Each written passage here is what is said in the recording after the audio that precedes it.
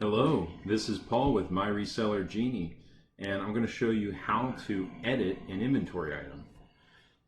So the item in question is this first one up here. It imported with some funky symbols and not even a description, so we want to update that. So up at the top menu we click Update Inventory Item.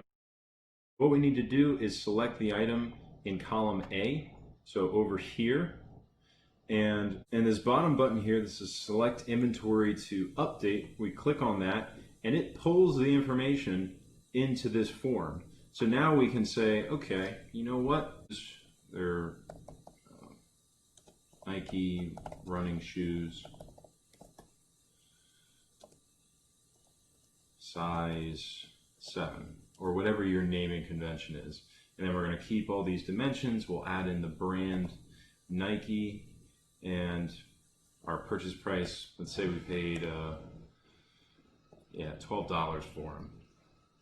So then once we've finished this information, we don't click enter new item, we click enter inventory updates, and then watch over here. See, now it's updated. So that's how you update an inventory item, really quick and simple.